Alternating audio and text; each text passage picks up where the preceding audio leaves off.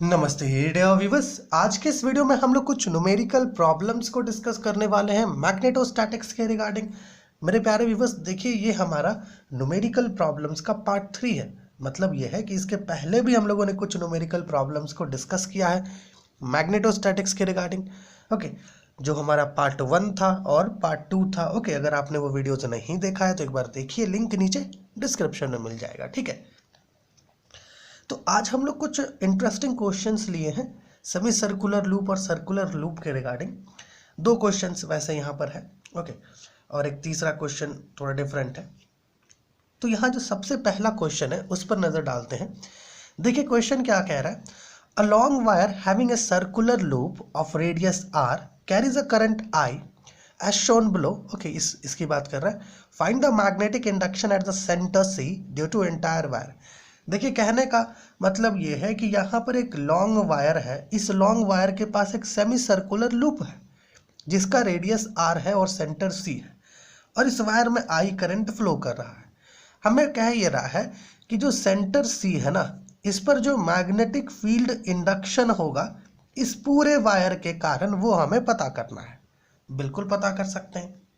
देखिए सबसे पहले हमारा इसको थोड़ा यहाँ पे ड्रॉ करते हैं। ठीक है, जस्ट इमेजिन इसको थोड़ा सा यहाँ पे ड्रॉ करते हैं इस प्रकार से, थोड़ा सा थिंग्स को समझने के लिए। ठीक है, ये सेंटर है, मान लेते हैं ये रेडियस r है। ठीक है, देखिए यहाँ पर हम लोग क्या कर सकते हैं, इसको 3 पार्ट में डिवाइड करके समझ सकते हैं। ठीक है, मान लेते हैं अपना 2 पार्ट, पार्ट 1 और पार्ट 3 स्ट्रेट वायर से और पार्ट 2 सेमी सर्कुलर लूप है। ठीक है, तो पहले हम लोग पार्ट 1 की बात करते हैं। देखिए अगर हम लोग पार्ट 1 को थोड़ा अलग से ड्रॉ करें तो हम लोग कुछ ऐसा सीन देख पाएंगे। वायर है और यहाँ पे सेंटर है। ठीक है, कुछ ऐसा। ओके, अगर अलग से ड्रॉ करें तो अब प्यारे व्यूअर्स मान लीजिए, है ना, इसमें करंट I फ्लो कर रहा है, ध्यान रखिएगा। ठीक है, मान लीजिए कि हम लोगों ने यहाँ पर एक छोटा सा करंट एलिमेंट कंसिडर कर लिया। ठीक है, चूंकि इसमें करंट फ्लो कर रहा है इसलिए लेंथ एलिमेंट नहीं लेंगे। ठीक है, करंट एलिमेंट लेते हैं। ओके, अगर हम लोग यहाँ पे एक स्मॉल करंट एलिमेंट अर्थात आइडियल कंसिडर कर ले।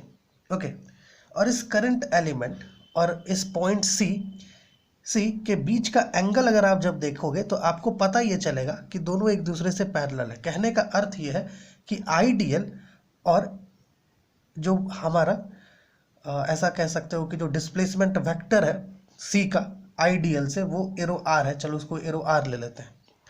इन दोनों के बीच का जो एंगल है वो 0 डिग्री है। कहने का अर्थ ये है कि ये दोनों पैरेलल है। अब जब पैरेलल है तो हम लोग थिंग्स को जब फॉर्मूला में रखते हैं, D arrow B is equal to mu naught by 4 pi ideal, okay, cross arrow R by R cube होता है। ठीक है, कुछ ऐसा होता है। इसको अगर मैग्नीट्यूड के टर्म्स में लिखें तो mu naught by 4 pi ideal, okay, sine theta by r square होता है। ओके, r स्क्वायर होता है, कुछ ऐसा। अब मेरे प्यारे व्यूअर्स थोड़ा सा समझिएगा, अगर आप यहाँ पे लेंथ एलिमेंट भी लेते उस केस में भी हम देखते कि लेंथ एलिमेंट और ये जो डिस्प्लेसमेंट वेक्टर है ये एक दूसरे से पैरेलल होता है।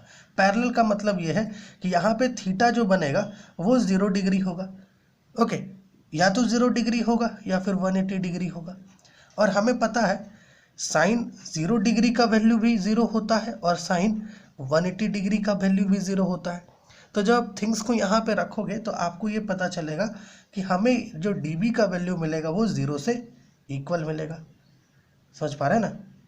ओके, मतलब ये है कि इस वायर के कारण पॉइंट C पर जो मैग्नेटिक फील्ड इंडक्शन है, ओके, वो 0 से इक्वल होगा, क्योंकि एक स्मॉल लेंथ एलिमेंट के कारण इस पॉइंट पर जो मैग्नेटिक फील्ड इंडक्शन है वो 0 है।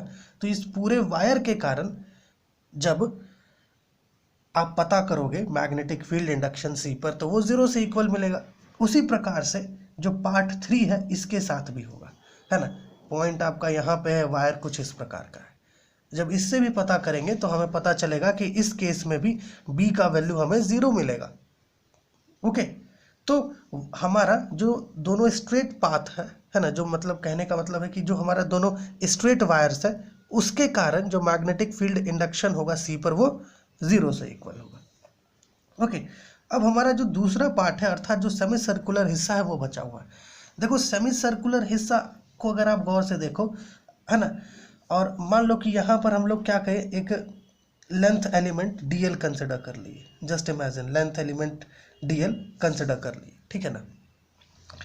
तो इस केस में जब हम लोग इस स्मॉल लेंथ एलिमेंट के कारण इस पॉइंट सी पर मैग्नेटिक फील्ड इंडक्शन पता करेंगे बायोट-सावर्ट्स लॉ की मदद से।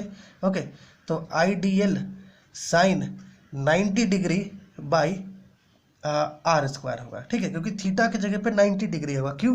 क्योंकि देखिए डीएल का डायरेक्शन क्या होता है, टेंजेंट के लॉन्ग होता है। अगर आप यहाँ से टेंजेंट ड्रॉ करोगे तो आपको पता चलेगा कि इन दोनों के बीच का एंगल 90 डिग्री बन रहा है, डीएल और आर के बीच का एंगल, है ना, डीएल और आर के बीच का एंगल 90 डिग्री बन रहा है। अगर आप यहाँ पे आईडीएल भी लेते हो ना और इसको वेक्टर फॉर्म में लेते तब भी दोनों के बीच का एंगल 90 डिग्री बन रहा होता।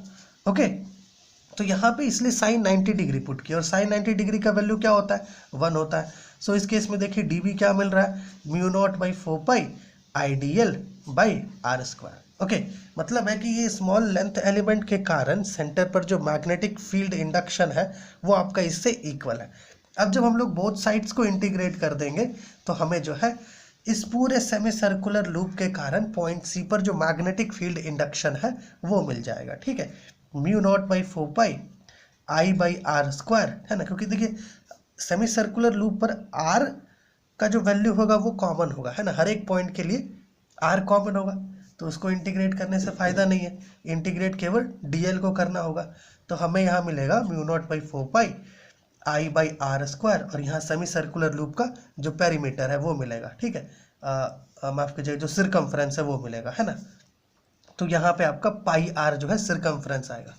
तो यहाँ पे देखिए b इज इक्वल टू क्या मिल रहा है, mu naught by 4 pi. Okay, आई यहाँ से r और r कैंसिल करेंगे और पाई और पाई को भी कैंसिल करेंगे, चलो ना यहाँ पाई और पाई कैंसिल कर दें और r कैंसिल कर दें, तो हमें मिलेगा mu naught I, okay, mu naught I by 4r, कुछ ऐसा मिल रहा है। मतलब है कि जो मैग्नेटिक फील्ड इंडक्शन होगा सेमी सर्कुलर लूप के कारण वो होगा mu naught I by 4r से इक्वल होगा, ठीक है। कहने का अर्थ ये है मेरे प्यारे व्यूअर्स कि इस पूरे लॉन्ग वायर के कारण पॉइंट सी पर जो मैग्नेटिक फील्ड इंडक्शन होगा वो केवल और केवल इस सेमी सर्कुलर लूप के कारण ही होगा। ओके, तो क्या कह सकते हैं कि सी पर जो मैग्नेटिक फील्ड इंडक्शन है, ओके, वो आपका इक्वल है mu naught I by 4r से इस पूरे वायर के कारण, ठीक है, क्योंकि इस वायर के कारण जो मैग्नेटिक फील्ड इंडक्शन है वो जीरो है, इस स्ट्रेट वाले के कारण भी जीरो है, तो बचा सिर्फ सेमी सर्कुलर लूप जिसके कारण इतना है ना। तो ओवरऑल इस पर जो मैग्नेटिक फील्ड इंडक्शन होगा वो इसी से इक्वल होगा, ठीक है। अब दूसरा क्वेश्चन देखते हैं। देखिए दूसरा क्वेश्चन क्या है, a straight conductor is turned into semi circular loop, okay, as shown below, find the magnetic field at centre C of the circular loop so form. देखो कहने का अर्थ ये है, यहाँ पे सर्कुलर लूप ले लेते हैं, ओके, लूप छूट गया है। देखिए पहला और दूसरा दोनों का सिनेरियो सेम बन रहा है, ठीक है ना। यहाँ पर एक सेमी सर्कुलर लूप था, यहाँ पर 2 सेमी सर्कुलर लूप है। इसको आप सर्कल मत ले लीजिए, है ना, ऐसे सर्कल बन रहा है लेकिन सर्कल मत लीजिए, क्योंकि देखिए ऊपर में करंट का डायरेक्शन अलग है, नीचे में करंट का डायरेक्शन अलग है। हमें सी पर मैग्नेटिक फील्ड इंडक्शन बताना है, ओके, सर्कुलर लूप के सी पर। अब देखिए ये जो स्ट्रेट वायर है इसके कारण जो इस पर मैग्नेटिक फील्ड इंडक्शन होगा वो जीरो होगा, ये तो हम लोग समझ गए हैं पहले ही। इस स्ट्रेट वायर के कारण जो सी पर मैग्नेटिक फील्ड इंडक्शन होगा वो जीरो होगा, ये तो हम लोग पहले ही समझ गए हैं, कोई दिक्कत की बात नहीं है।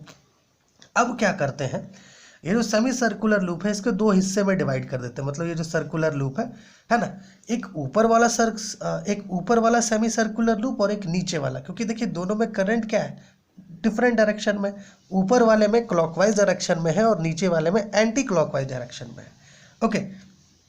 अब देखिए ये जो ऊपर वाला है इसके कारण, है ना, इस वाले के कारण, है ना, चलिए मान लेते हैं ये पहला सेमी सर्कुलर लूप है, ये दूसरा सेमी सर्कुलर लूप है। तो पहला सेमी सर्कुलर लूप के कारण सी पर जो मैग्नेटिक फील्ड इंडक्शन होगा वो होगा आपका mu naught I by 4r, जो हम लोग अभी जस्ट पता किए, है ना, अभी जस्ट पता किए, यही तो था जो हम लोगों ने पता किया, ओके। और जो हमारा दूसरा सेमी सर्कुलर लूप है इसके कारण भी जो मैग्नेटिक फील्ड इंडक्शन होगा, ओके, वो इतना ही होगा। समझ पा रहे हैं ना? हमारा ये जो पहला सेमी सर्कुलर लूप है इसके कारण जो मैग्नेटिक फील्ड इंडक्शन होगा सेंटर सी पर, वो होगा आपका B is equal to mu naught I by 4R से इक्वल, ओके। और जो दूसरा सेमी सर्कुलर लूप है इसके कारण भी सेंटर पर जो मैग्नेटिक फील्ड इंडक्शन होगा वो आपका सेम होगा मैग्नीट्यूड।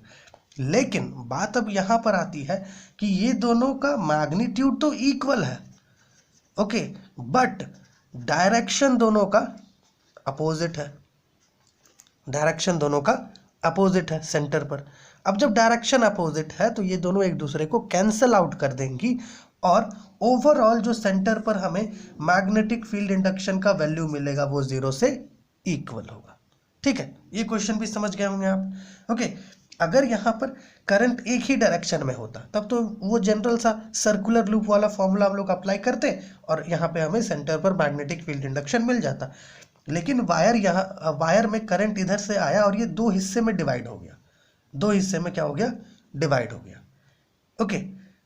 ऊपर वाले में करंट डिफरेंट डायरेक्शन में, नीचे वाले में डिफरेंट डायरेक्शन में, ओके। अब इसके कारण जो सेंटर सी पर मैग्नेटिक फील्ड है, ऊपर वाले सेमी सर्कुलर लूप के कारण इस पर जो मैग्नेटिक फील्ड है वो तो हम लोग पता किए अभी, है ना, इसके अकॉर्डिंग। और सेम जब आप नीचे वाले के लिए पता करोगे तो सेम मैग्नेटिक फील्ड इंडक्शन का मैग्नीट्यूड मिलेगा। लेकिन दोनों क्या है? डिफरेंट डायरेक्शन में है। करंट क्या है? डिफरेंट डायरेक्शन में। इसमें मैग्नेटिक फील्ड इंडक्शन जो बनेगा यहाँ पे वो क्या होगा? अपोजिट डायरेक्शन में होगा। अगर आप चेक करना चाहते हैं तो चेक कर सकते हैं, ओके। इधर से जा रहा है, अगर सर्कुलर मान लीजिए, अगर आप सर्कुलर लूप मान लेते हैं और इधर से एंड क्लॉकवाइज में अगर फ्लो करेगा तो क्लॉकवाइज के लिए कैसे बना सकते हैं? इस प्रकार से, है ना, इस प्रकार से जा रहा है करंट, मतलब है कि अंदर की तरफ मैग्नेटिक फील्ड है। ये जो ऊपर वाला सेमी सर्कुलर लूप है इसके कारण जो मैग्नेटिक फील्ड है वो अंदर की तरफ है। लेकिन ये जो आपका है ना, जो आपको बता रहा है एंटी क्लॉकवाइज डायरेक्शन में, इसके कारण जो मैग्नेटिक फील्ड है वो बाहर की तरफ निकलता हुआ है। तो क्या दोनों कैंसल आउट नहीं होगा? बिल्कुल होगा। इसलिए जो टोटल मैग्नीट्यूड होगा मैग्नेटिक फील्ड इंडक्शन का बी पर वो 0 से इक्वल होगा। अब थर्ड क्वेश्चन की तरफ बढ़ते हैं, है ना। होप ये दो क्वेश्चंस आपको अच्छे से समझ में आए होंगे, ठीक है। थर्ड क्वेश्चन की तरफ बढ़ते हैं। अ लॉन्ग स्ट्रेट वायर, है ना, एक वर्टिकल लॉन्ग स्ट्रेट वायर है, carries a current of 30 ampere directed upwards. Calculate the position of neutral point if the horizontal component of earth's magnetic field is इतना। देखिए, कहने का अर्थ यह है कि अपने पास एक लॉन्ग हॉरिजॉन्टल वायर है, ओके, जिसमें करंट जो है मान लेते हैं 30 एम्पियर का करंट फ्लो कर रहा है, गिवन है। और ये जो हमारा वायर है इससे कुछ दूरी पर एक न्यूट्रल पॉइंट है, चलिए उसको P मान लेते हैं, ओके। और इस न्यूट्रल पॉइंट पर जो मैग्नेटिक फील्ड इंडक्शन होगा इस वायर के कारण, उसको अर्थ का जो हॉरिजॉन्टल कंपोनेंट है, ओके, जिसका वैल्यू गिवन है, वो बैलेंस कर लिया है। तो हमें ये पूछ रहा है कि ये जो न्यूट्रल पॉइंट है और ये जो वायर है दोनों के बीच कितना डिस्टेंस होगा, ओके। तो यहाँ पर देखिएगा प्यारे व्यूअर्स, देखिए इस वायर के कारण इस पॉइंट P पर जो मैग्नेटिक फील्ड इंडक्शन होगा वो हम लोग ऐसे पता कर सकते हैं, mu naught I by 2 pi R से पता कर सकते हैं, ओके। चलो उसको कैपिटल R ले लेते हैं दोनों के बीच का डिस्टेंस को, ठीक है ना। और यहाँ पे देखिएगा B is equal to mu naught, I का वैल्यू 30 है, 2 पाई R, इसको पुट कर देते हैं वैल्यू को, म्यू नॉट का 4 pi into 10⁻⁷ into 30 by 2 pi into R, okay. 2 और 2 पाई और पाई, कुछ ऐसा हो जाएगा, ठीक है। So B is equal to 60 into 10⁻⁷ by R। ये आपका मैग्नेटिक फील्ड इंडक्शन आ रहा है पॉइंट P पर। और ये जो न्यूट्रल पॉइंट है ये, ठीक है, इस न्यूट्रल पॉइंट पर जो अर्थ का हॉरिजॉन्टल कंपोनेंट है, ठीक है, अर्थ मैग्नेटिक फील्ड का जो हॉरिजॉन्टल कंपोनेंट है उसका वैल्यू गिवन है। ये क्या कर रहा है? इसके कारण जो इस वायर के कारण इस पॉइंट P पर जो मैग्नेटिक फील्ड इंडक्शन है उसको बैलेंस कर रहा है, ओके। कहने का अर्थ ये है कि हम लोग ऐसा मान सकते हैं कि हमारे पास H का वैल्यू गिवन है जो है आपका 2 इंटू 10⁻⁻5 वेबर पर मीटर गिवन, पर मीटर स्क्वायर है ना, हाँ, पर मीटर स्क्वायर गिवन है। तो यहाँ पर क्या होगा, ये B और H ये दोनों इक्वल होगा, ठीक है, बैलेंस कर लेता है, ठीक है। अब आप पूछेंगे कि ऐसा क्यों? देखो वायर क्या है, वायर क्या है, वर्टिकल है, तो यहाँ पर जो मैग्नेटिक फील्ड बनेगा वो वर्टिकल फॉर्म में बनेगा, अब माफ कीजिएगा हॉरिजेंटल फॉर्म में बनेगा। वायर क्या है, वर्टिकल है, तो यहाँ पर जो फील्ड बनेगा राइट हैंड थंब रूल के अकॉर्डिंग वो वर्टिकल बनेगा, हॉरिजेंटल बनेगा, माफ कीजिएगा, ठीक है, हॉरिजेंटल बनेगा। ओके, तो हॉरिजेंटल और यहाँ पर हॉरिजेंटल कंपोनेंट दोनों एक दूसरे को बैलेंस करता है, ठीक है। सो बी का वैल्यू देखिए यहाँ पे क्या है, 60 इंटू 10 पे पावर -7 बाई आर, और एच कितना है अपना 2 इंटू 10 पे power -5। Just solve them, solve करेंगे तो थिंग्स हमें मिल जाएगा, देखिएगा। R is equal to 60 into 10 पे पावर -5, 10 पावर 7 है ना जी, 2 इंटू 10 पे पावर -5, यहाँ पे 7 है, ध्यान रखिएगा। यहाँ पे हो जाएगा 30, इसको ऊपर लेके चले जाइएगा, तो r is equal to 30 into 10 पे पावर -2, ठीक है, कुछ ऐसा मिलेगा आपको। तो यहाँ से हम लोग ले सकते हैं कि r इज इक्वल टू